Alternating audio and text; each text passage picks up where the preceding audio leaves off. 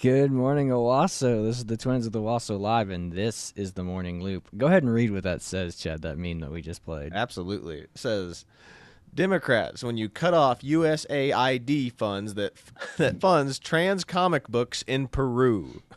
Yeah. So today we're talking about Trump's tariff wins. And, I'm a firm believer in Milton Friedman's economic ways. I think that he is a genius. But he believed in the fact that we shouldn't tariff people because it'll just start tariff wars. But that idea doesn't take into account that we have to be shrewd negotiators on our own behalf. We can say that we're not going to tariff anybody, but that doesn't mean that's not going to stop them from tariffing us just to get more money out of us. So if we finally start, somebody like Trump comes in and finally starts threatening to put tariffs on people, well, guess what? That threat of force and that threat of a tariff might end all other tariffs globally because nobody wants to not do business with the U.S.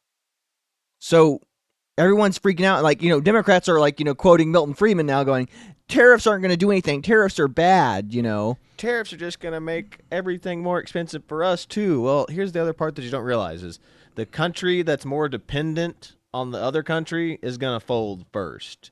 And two, tariffing wasn't Trump's strategy. You can tell what his strategy was now that it's the end game. Mm-hmm. He tariffed these places to get their borders, to get our border secure. Or to get better deals for us, like in Panama. Hey, Panama, we're going to get China out of there. Exactly. And now, China's no longer, they're not doing whatever that deal they were going to do with China that had been in place since 2017. Gone. We're going to do business with America because America helped us build this thing. Same goes for Colombia? Colombia's like, we're not taking back the illegal immigrants that went there. How dare you mistreat our citizens that decide to go there illegally? I guess we're going to tariff you then.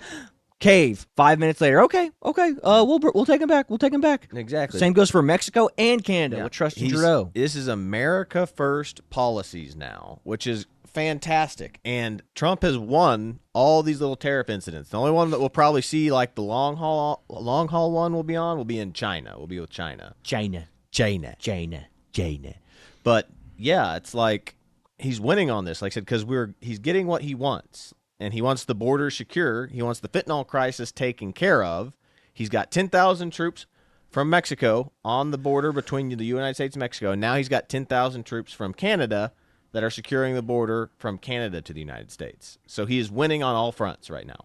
Again, this is what happens when you have someone who's not afraid to go to bat for America, go to bat for good deals. The other presidents, all the strategy from all other presidents have just been, no, we'll just handle it. We'll handle it ourselves. It's like, hey, now Trump comes in and goes, why are we sending our own troops to handle this? Our own troops shouldn't have to be doing this alone. Mexico's allegedly an ally, right? Why wouldn't they help us at the border? Why are they just allowing people to just come unvetted? It's like, oh, no. People leaving our country is not our problem. So we're just going to let people just go freely. So it's absolutely nuts. They've benefited from our economy too long. But they know that they're benefiting from illegals coming over here, making money, and then sending it back to Mexico. They know. Mexicans want, when you go to Mexico, whenever I went to Mexico, they wanted American dollars there. Because it's worth more. Yeah, it's true. They wanted American dollars. When you go to vacation somewhere, they're like, oh, yeah, we'll take American dollars. Yeah. Happily. 100%. I felt so when I went to Mexico. Our buddy said that it has the people, it has people from Mexico working for their family. It's like they get about $40,000. They can go back to Mexico and live comfortably for the rest of their life. Not wealthy, but comfortably. Just comfortably. Yeah. And again, whenever I went to Mexico, the first time I ever went to Mexico, I went to Cancun, and I felt bad for not bringing cash because, my girlfriend and my friend whose wife lived in Mexico for a long time, she was like, oh, yeah, bring cash everywhere you go because they will, you'll get more stuff. They'll be like, oh, yeah, I'll take cash. We take cash. We take American. So, it's a big deal over there. Yep. Which brings me to my first meme, which is basically the thumbnail, but it smells like B word. B word in here. And it's the United States owning Canada and Mexico, and it's great. And that's what our thumbnail is, except I put Donald Trump's face over this guy and then Trudeau and whatever the president of Mexico's name. Who gives a crap? Yeah. Well, Yeah, that's just I funny mean, that's stuff. a perfect meme right there. I mean, it smells like B in here. You know, it's because they caved immediately. They folded immediately. Not even within 24 hours. They didn't even give it a whole day. They folded. Yeah, I mean, I guarantee you, all the businesses that all the businesses in that country were like, no, we do not want a tariff. We do not want to take the loss on the products that we sell to the U.S. Yeah, and We don't I want can't that. tell you how many memes I saw on Facebook, on Instagram, and all these things of left wingers being like, "Trump had just made everything more expensive. Thanks a lot, right wingers." The New York Times, like, the most pointless trade war in history has begun. Begun. The trade wars have. It's like, are you kidding me with this? And then immediately all these countries fold. Again, that meme is perfect. It smells like B in here because everyone postured and act tough. And then when a tough president gets in office and goes, yeah, no, we're going to tariff the dog crap out of you. And they're like, we don't care. We'll tariff you back. And all of a sudden all the freaking companies, corporations in their countries go, no, you're not, because we have a lot vested interest in this and we don't want to take the tax hike. Yep. Because we don't want to lose money on our products and we don't want to pay our employees more. Like, what's going on here? Like, you're not thinking straight, government official. You're not thinking straight, Trudeau. You're not thinking straight, President S of Mexico. No. So because politicians aren't business folks usually. They're usually either lawyers or just like community organizers. So they don't know anything about business. So the moment that the people that realize that run the country, which is the businesses and your exports, call us like, "Are you insane? Yeah, You're going to destroy our company." Now, I don't know much about the president of Mexico, but I mean, remember, Justin Trudeau was a freaking teacher. He was like a theater teacher. He grew up with rich families, and rich parents. His dad taught him everything he knows. Really? Is that why he was a teacher for however many years before he made the lateral move into politics? Yeah. So yeah, he's really an expert in how tariffs and taxes work, I bet. Yeah, no, that's the problem. Is like there's two professions that usually most politicians will go into before they transition, and actually technically three. It's like teaching, military, or law. Yeah. And then they'll make the jump right over. But anyway, this next funny one that I have is the Trump's interview with that one reporter, and he hands him a piece of paper and it says, "From now on, avocados are going to be called America." Yeah, but I mean, look, that meme is so good too. Like that interview that guy did. I mean, again, they always look at Trump like he's a nut job. It's like even if he's saying completely rational things, but that's the point. Like, I mean, it's like what I tell you, why Jon Stewart was the worst thing that ever happened to news media, because literally all you do as a journalist is you show a clip or take a clip out of context or take a half statement from a president, make a funny face like.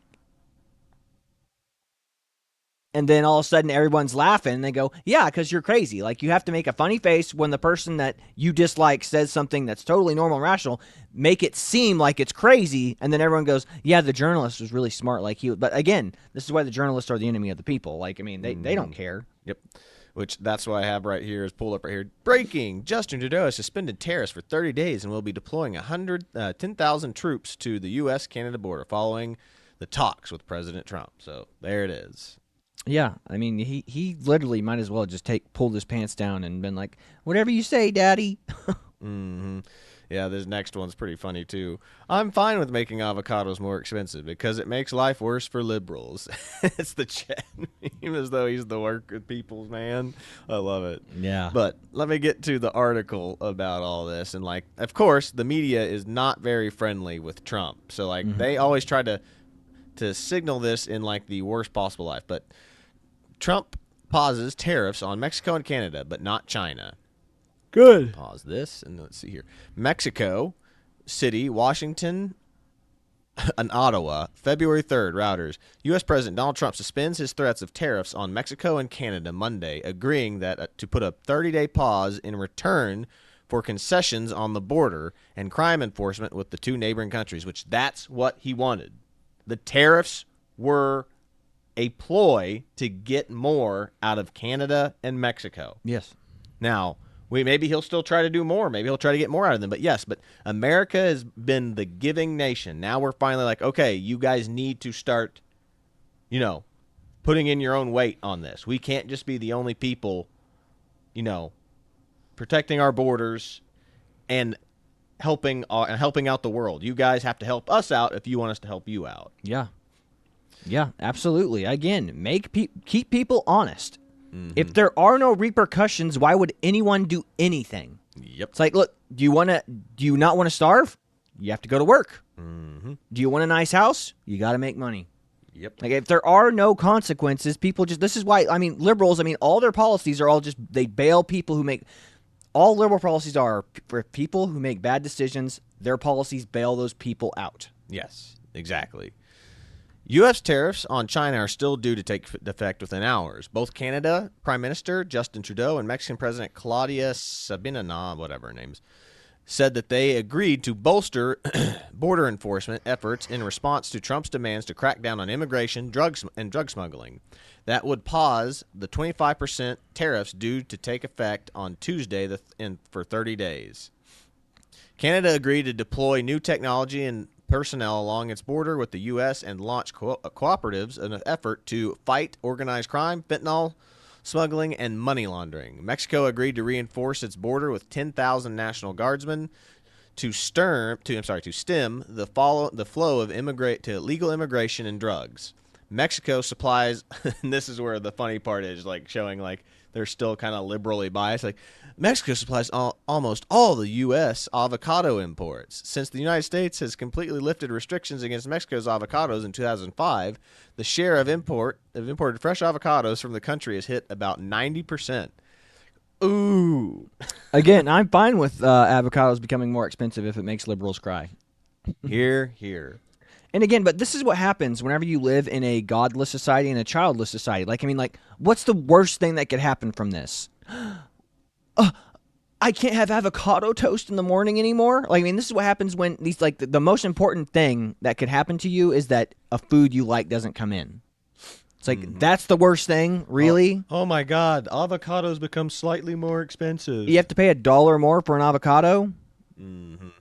It's just so we can make sure that we can keep Mexico honest. I don't see a problem with it. Yeah.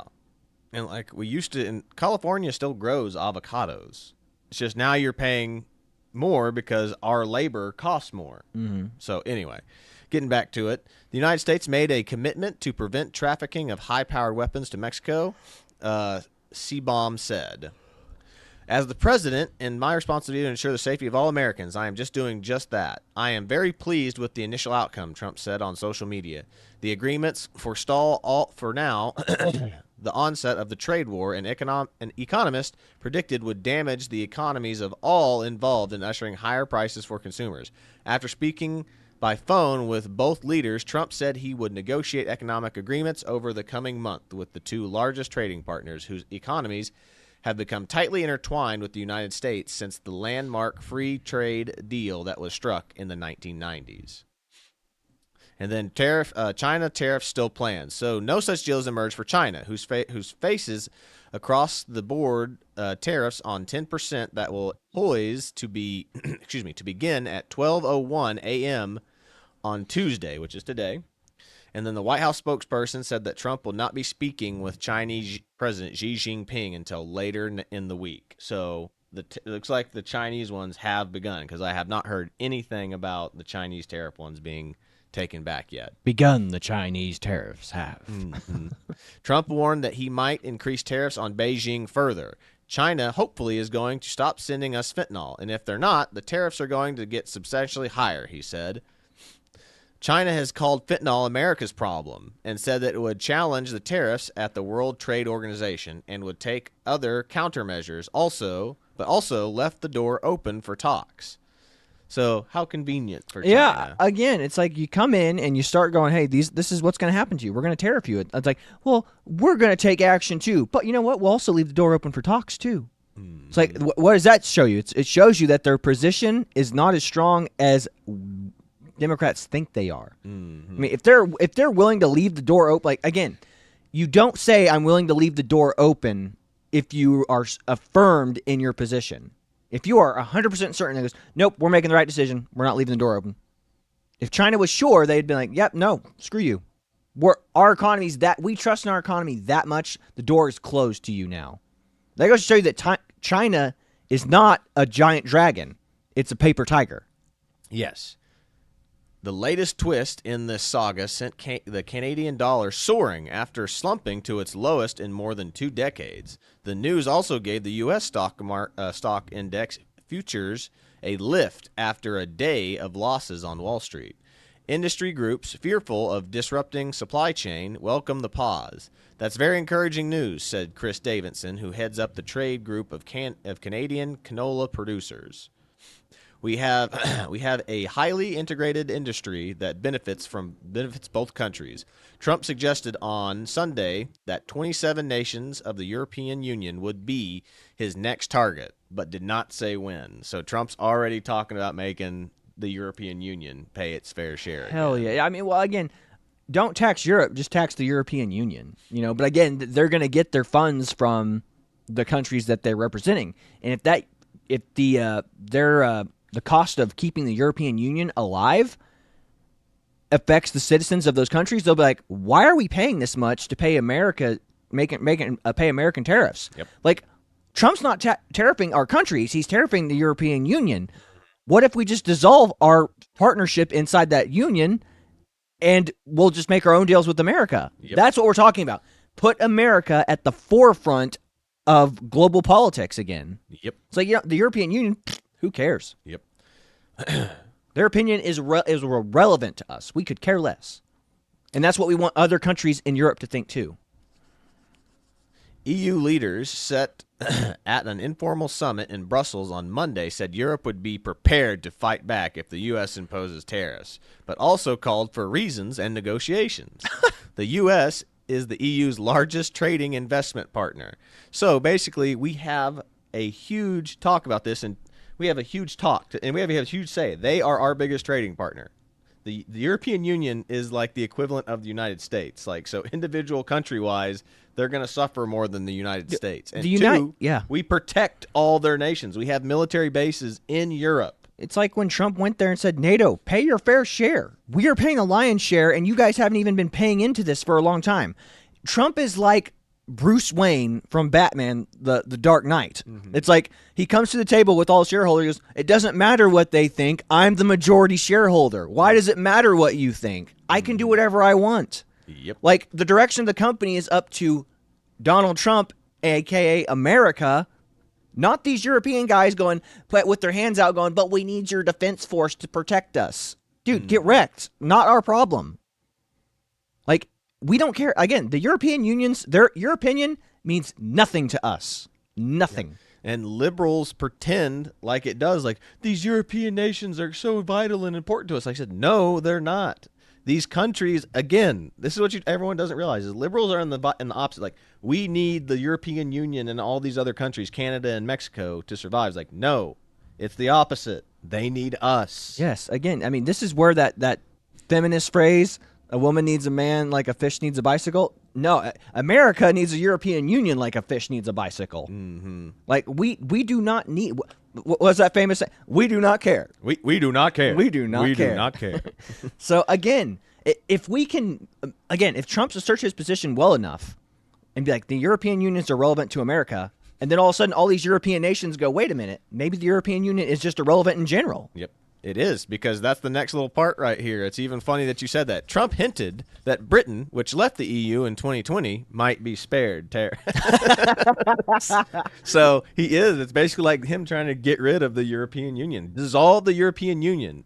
All it is a one government, nation ruling over individual nations. Of unelected officials. Like, nobody elected, nobody from the countries that these representatives represent elected the people to represent them there at the European Union. Mm-hmm. It is communism by proxy. I mean, it's just like... Yes, they appoint their own members, which is insane. This is why people hate the European Union. Like, I mean, pretty much all right-wing groups in European nations are against being in the European Union.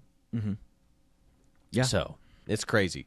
Mayor Trump acknowledged that over the weekend his tariffs could cause some short-term pain for the United States consumer, but says that they are needed to curb immigration, narcotics trafficking, and spur domestic industries. Amen to that, because that's what we need to bring back industry to the United States. Tariffs, as originally planned, would cover almost half of the U.S. imports and would require the United States to more than double its own manufacturing output to cover the gap. An unfeasible task in near term, ING analyst wrote, which, oh, wow, an analyst wrote. Who is this person? You know, probably somebody that's been writing crap their whole life and never started a business or a company. There are ways to do this. Where there's a will, there's a way. Again, it's the old argument that I can remember having with multiple people. You have to be a political expert in order to know how to run the presidency. It's like, again, what happened when Trump appointed Ben Carson to the housing committee? They found $10 billion in funds that were just being misappropriated, misallocated. I mean, somebody who'd never done a job. He was a brain surgeon, for God's sakes. Found government mistakes. He'd never been in that field. How is he going to be able to figure out the problem? All he had to do was look at a freaking spreadsheet. You know, again, all these liberals go, you have to be an expert in the field in order to do the job well. I mean, being an expert in the field definitely helps, but somebody with maybe an outside perspective can come in and go, what the hell is all this? Yeah. Why are you making hamsters run on a bicycle or learn how to ride a bicycle for science? Are we really wasting taxpayers' money on that? And they go, yeah. Why? What? Why would you do that? Because it's fun, and we get paid a lot of money to do it? I bet. But last little sentence here. Other analysts said tariffs could throw Canada and Mexico into a recession and trigger stagflation. High inflation, stagnant growth, and elevate unemployment at home. Of course, that's how they end it because, you know, that's what they're doing. But I said the purpose of the tariff is to upset the apple cart. That is all Trump is looking for. This was his plan. He is trying to get people to start paying their own way and helping out America in the long run. Yeah, who would have thought in a million years Mexico would deploy troops to its own border to help American troops prevent people from crossing illegally? I never would have thought it. I mean, he's doing things that are unprecedented, but common sense if you just thought about it for 2 seconds. It's like, why are American troops the only troops that care about people crossing illegally? You know, again, that's because Mexico's like, we don't care if people escape our country. Who gives a shit? We only care about the people coming in illegally. Yep. Now, which brings me to the next meme that I pulled up. This is from Kyle Kalinske, who is a hardcore left-wing progressive YouTuber. Yeah, doesn't he run, Secular Talks is what his is, yes. But the point of this is he's right about this. Something you will never see. ICE rounding up the CEOs who illegally exploited undocumented workers. This is true, but this is also, he's leaving out a huge part of this. The government incentivized people to hire these people. They brought in the Haitian workers to do jobs like this. They brought in all those illegals and flew them all over the nation, provided them housing, and gave them incentives to hire these people. This is why you will not see CEOs and corporation bosses arrested for this, because the government sanctioned it. He happens to just casually leave that out of this. And that's what we were talking about. It's like, yeah, all those Tyson workers got replaced by illegal immigrants or by Haitian workers or whatever happened.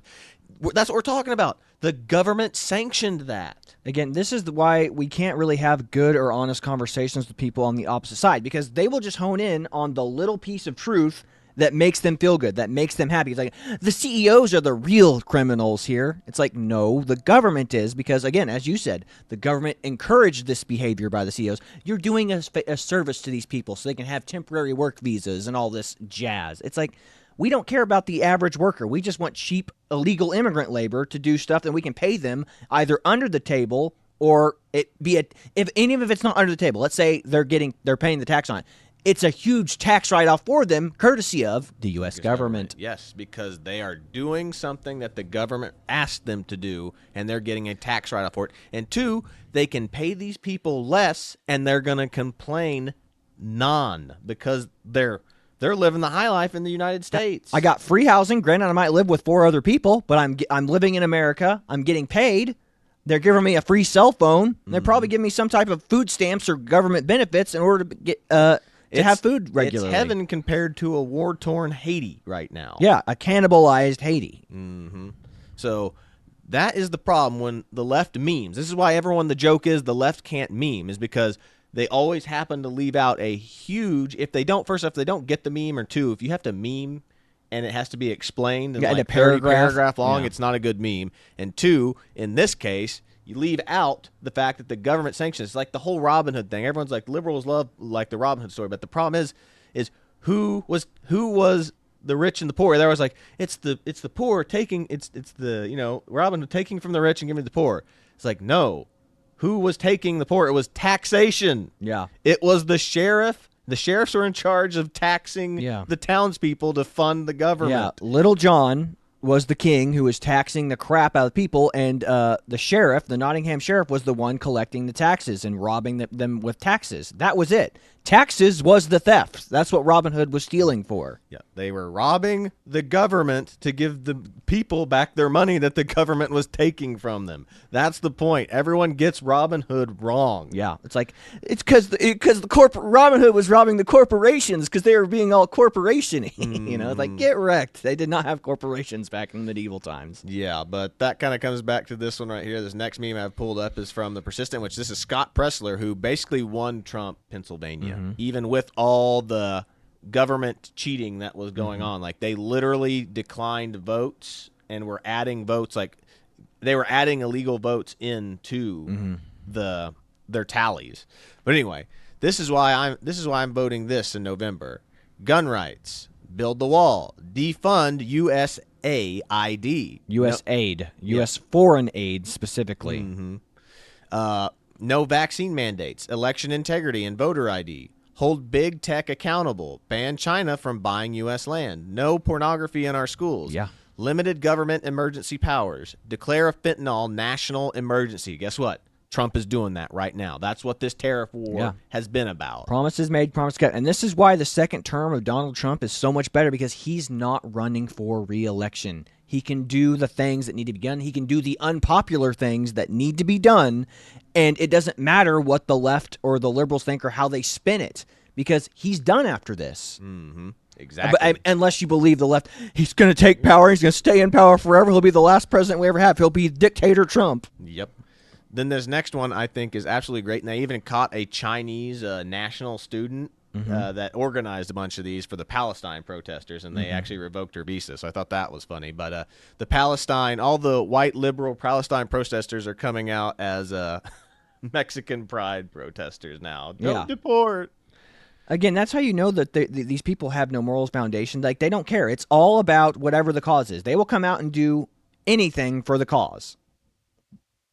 The cause is the cause. It doesn't matter if it's Palestine. Doesn't matter if it's illegal immigrants. And again, why is it always Mexico? Like, I mean, like, the illegal immigrants are from Africa too. They're from China. Like, again, what they always make it about race when it's not about race or a certain group of people. It's like, he just wants to get rid of all the Mexicans. Like, the illegals that we're talking about aren't just Mexicans. Like, I mean, if you think all illegals are just Mexicans, you're the racist.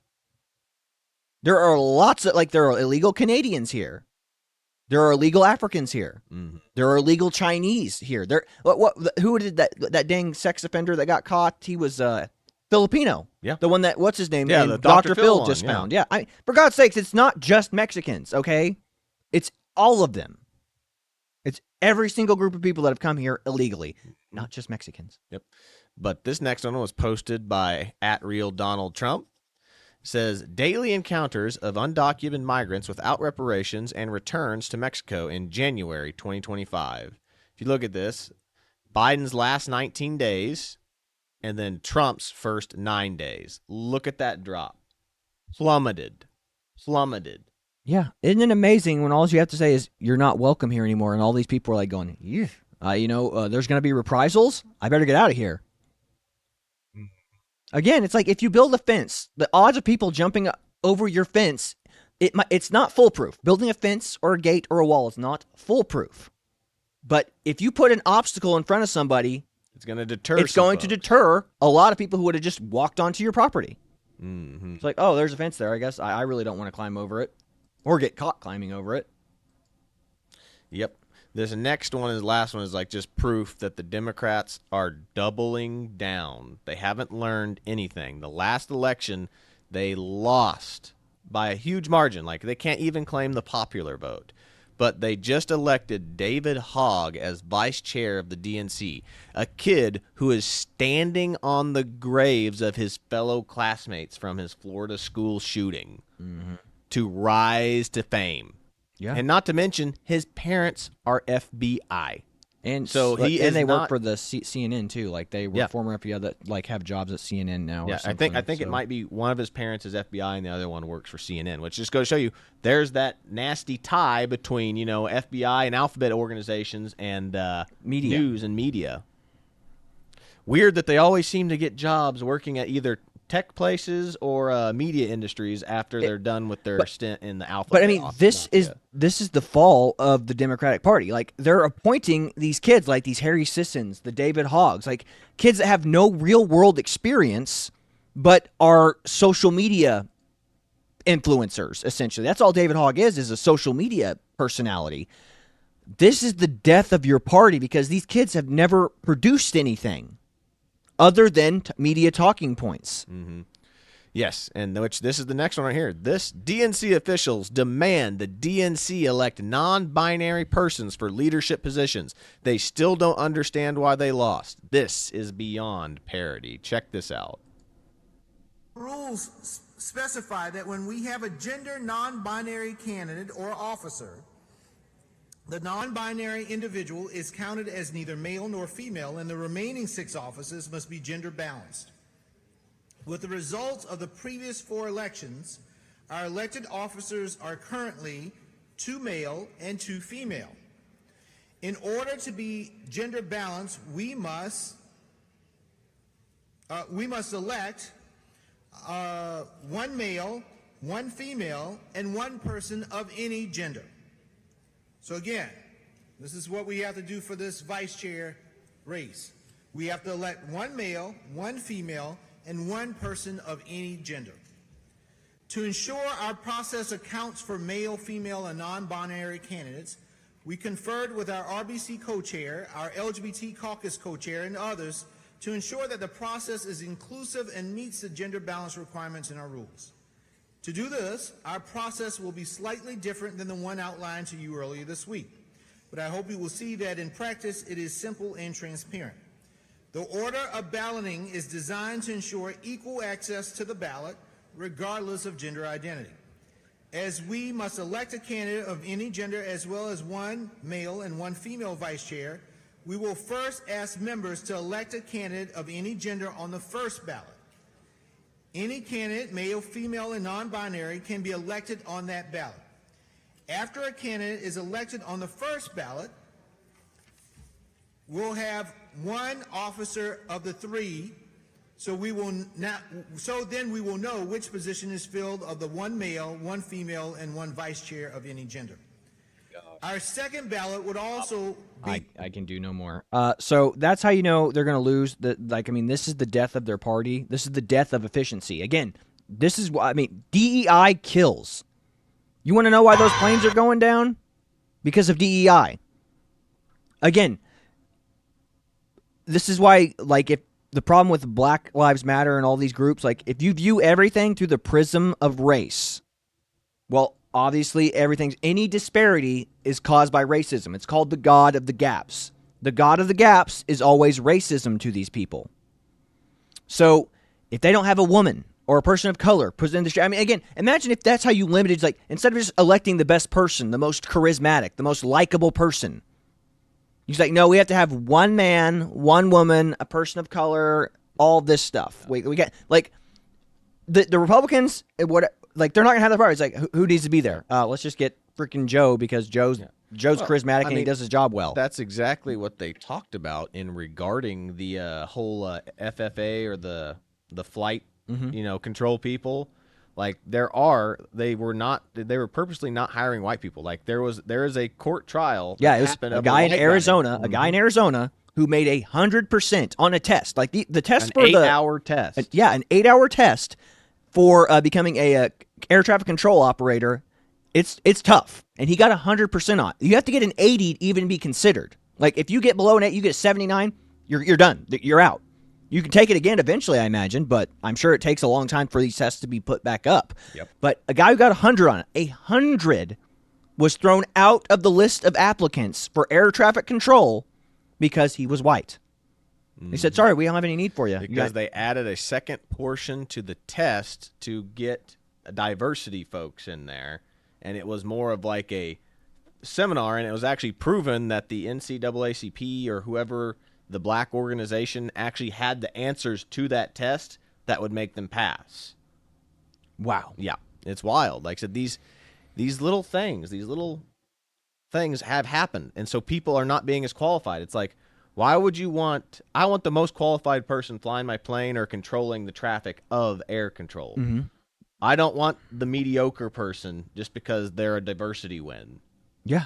Again, we're talking about life and death.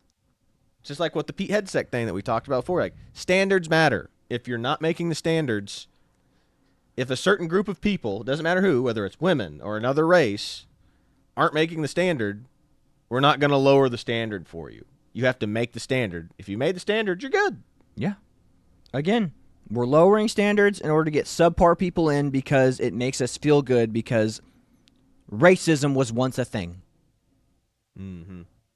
Yep. But I think that's it. I think that's all we've got for today. Yeah. We ran a little longer than I thought we would. But, sorry, we go off on some tangents. And, the truth matters. And the fact that video, they're talking about that, I mean, it's the death of their party. It's the death of common sense. It's the death of actual people. Yeah. And that's the other part of this, too, is like, you elect your officials. If they have to have a DEI quota, like they have to have a non-binary person, if nobody voted for the DEI person in their party and he gets elected because he's DEI and no one voted for him, but he got like one vote, he's going to get put into a position. But nobody voted for him. Yeah.